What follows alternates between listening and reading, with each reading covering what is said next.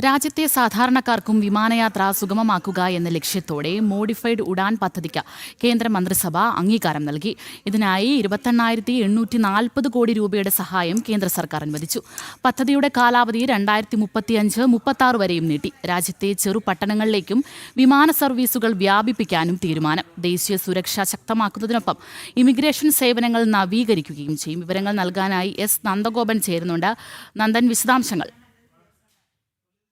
വ്യോമയാന മേഖലയിൽ വിപ്ലവകരമായ മാറ്റങ്ങൾ ലക്ഷ്യമിട്ടാണ് മോഡിഫൈഡ് ഉഡാൻ പദ്ധതിക്ക് ഇപ്പോൾ കേന്ദ്ര മന്ത്രിസഭയുടെ അംഗീകാരം നൽകിയിരിക്കുന്നത്. പ്രധാനമന്ത്രി നരേന്ദ്രമോദിയുടെ അധ്യക്ഷതയിൽ ചേർന്ന മന്ത്രിസഭാ യോഗത്തിൽ 28,840 കോടി രൂപയുടെ ബൃഹത് പദ്ധതിക്കാണ് ഇപ്പോൾ അനുമതി നൽകിയിരിക്കുന്നത്. അടുത്ത 10 വർഷം 2026 മുതൽ 35 വരെ ഈ പദ്ധതി നടപ്പാക്കും. ചെറു നഗരങ്ങളെയും അതേപോലെ തന്നെ ഉൾനാടൻ പ്രദേശങ്ങളെയും വിമാന സർവീസുകൾ വഴി ബന്ധിപ്പിക്കുക എന്നുള്ളതാണ് ഈ പദ്ധതി ഉദ്ദേശിക്കുന്നത്. സാധാരണക്കാർക്ക് താങ്ങാവുന്ന നിരക്കിൽ വിമാന ടിക്കറ്റുകൾ ലഭ്യമാക്കും. പുതിയ വിമാനങ്ങളുടെ നിർമ്മാണത്തിനും അതേപോലെ തന്നെ ഹെലിപാഡുകൾക്കും മുൻഗണന നൽകുന്നതാണ് ഈ പദ്ധതി.